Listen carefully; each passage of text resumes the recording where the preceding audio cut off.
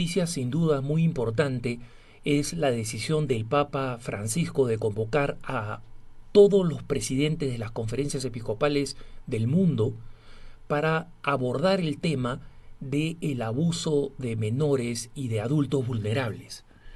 Y esta decisión fue anunciada, como saben ustedes, el mismo día en que se filtró a la prensa un informe que la Conferencia Episcopal Alemana iba a dar a conocer el 25 de septiembre.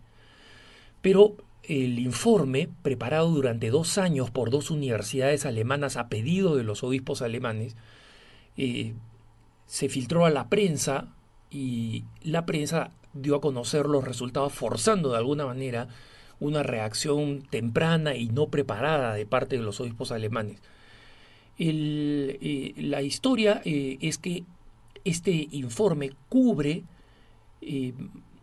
unos 60 años de historia de abusos sexuales desde 1946, cuando termina la Segunda Guerra Mundial, hasta el 2014, ¿no? Y el diario Der Spiegel, que es uno de los 2 medios de comunicación alemanes que recibieron el adelanto del texto y que de alguna forma revelaron el contenido, señalan que durante este periodo de tiempo, entre 1946 y 2014, 3.677 personas, predominantemente varones menores, fueron abusados sexualmente y que hay 1.670 clérigos acusados de estos distintos hechos, ¿no? Con distintos grados o distintos niveles de gravedad.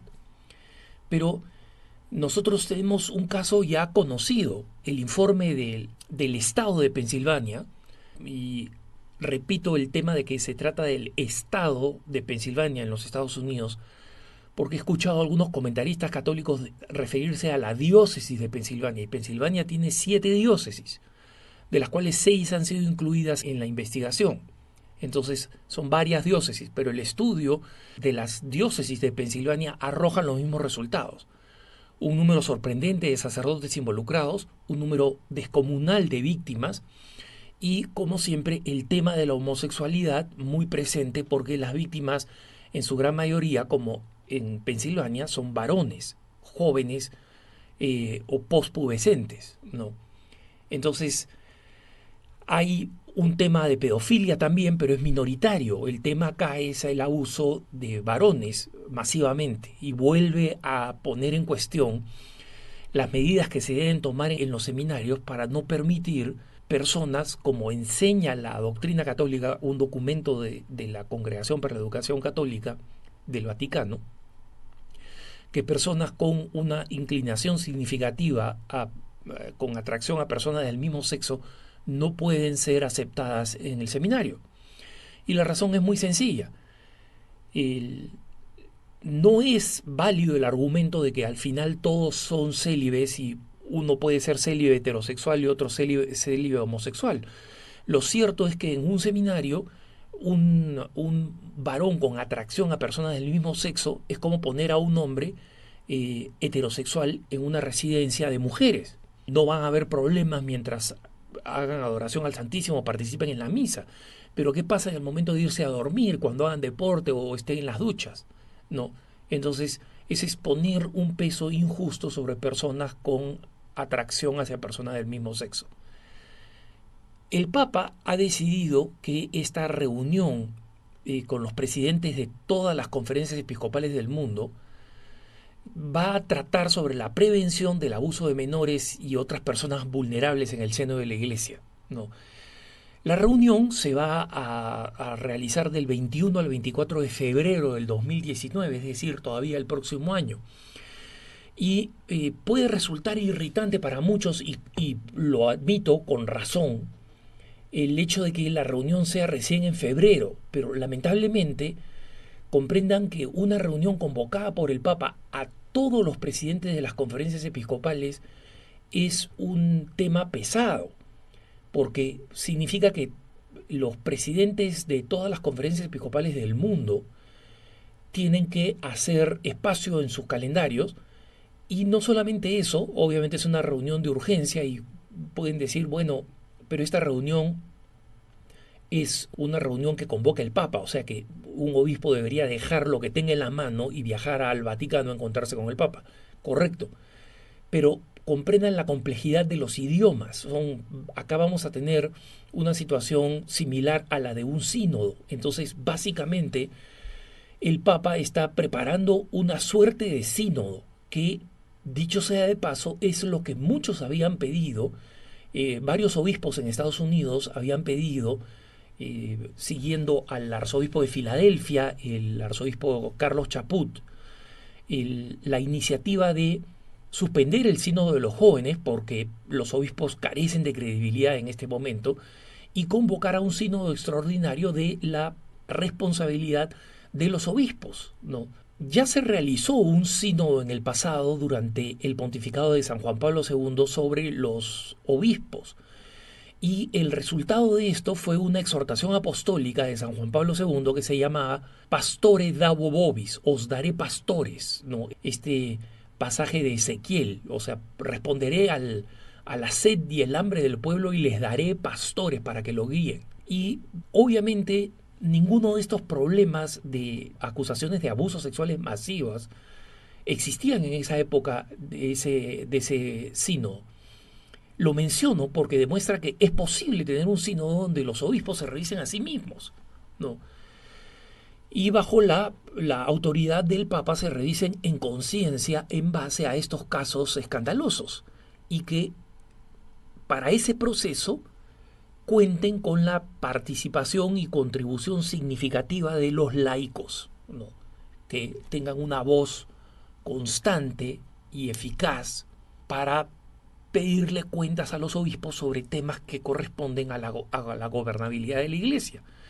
Porque la Iglesia no es de los obispos, como he dicho en un punto de vista recientemente, recordaba la encíclica de Pablo VI, Ecclesiam Suam, su iglesia, la iglesia es de Cristo. Y eso significa que compartimos de distinta manera. Obviamente los obispos son los sucesores de los apóstoles, pero la responsabilidad de la iglesia de Cristo la compartimos todos y los laicos también. Y por eso los laicos tenemos que hacer sentir nuestra voz respetuosamente, pero claramente, enérgicamente, sin ningún temor, especialmente allí donde los obispos no están acostumbrados a escuchar a los laicos y creen que el escuchar a los laicos que piden respetuosamente cosas razonables dentro de el marco de la fe sin tocar los dogmas de la fe, sino simplemente la marcha de la iglesia, consiste en una insubordinación y no lo es. Entonces, nosotros tenemos que ser conscientes que el Papa está dando un paso importante y obviamente la naturaleza de esta reunión va a ser determinante. Yo sigo inclinándome por la propuesta de que esto tenga lugar en un sínodo. Un sínodo da un marco amplio y permite la participación de otras personas. Como saben, para los sínodos en general se invitan a numerosos expertos, personas de todo el mundo, conocedores del tema, y en consecuencia no solo obispos. Y por otro lado, el sínodo tiene el número suficiente de días, ¿no? Normalmente un sínodo dura de 2 a 3 semanas, como algo que permite realmente examinar un tema, el tema en general de los obispos y las decisiones que toman. ¿Por qué esto tiene que ver con los obispos? Tiene que ver con los obispos porque el caso más escandaloso, hermanos, no es la existencia de estos pervertidos, ¿no? Y abusadores. Eso lamentablemente va a pasar y sucede en cualquier lado, y es más, la Iglesia tiene en muchos países, por ejemplo acá en Estados Unidos, muchas más salvaguardas que cualquier otra organización que trate con niños, desde los Boy Scouts hasta las escuelas públicas en los Estados Unidos. El problema es cuando los obispos fallan en su responsabilidad, cuando por razones de mal entendimiento de la protección de la Iglesia ocultan a estas personas y les permiten seguir operando. moviéndolas de un lado a otro para ver si cambiando de destinación estas personas con una patología, con una enfermedad dañina para la comunidad católica, van a cambiar, y ya está visto que no cambian.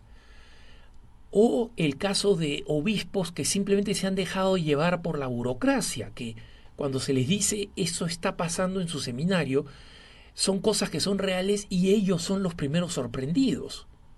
A mí me gusta casos como la del arzobispo Chaput, que confieso es mi amigo y por eso lo conozco tan de cerca, pero que cuando era arzobispo de Denver dejó la casa arzobispal y se fue a vivir al seminario para ver de cerca el seminario, construyó una casa en el terreno del seminario.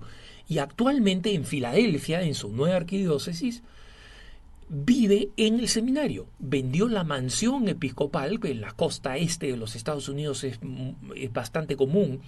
Los irlandeses construyeron estas grandes residencias para sus obispos como una manera de contrarrestar el anticatolicismo de los protestantes, como una manera de mostrar su fuerza y su presencia, pero que hoy en día no tienen mucho lugar, no son un buen testimonio.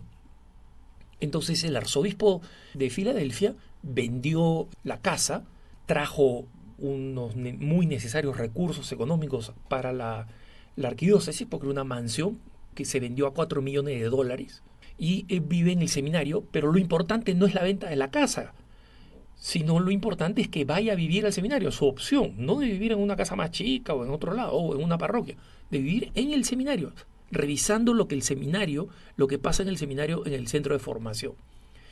Entonces, esta reunión convocada por el Papa va a ser una reunión de 5 días, es decir, toda una semana de trabajo, una semana laboral. Y estos 5 días van a ser obviamente muy útiles, pero recemos para que la preparación de esta reunión sea suficientemente buena y eficaz como para que en medio de las dificultades de una comunicación internacional y de una visión de la iglesia donde vienen de muchos lados, ¿no? O sea, está convocando a todos los presidentes de las conferencias episcopales del mundo.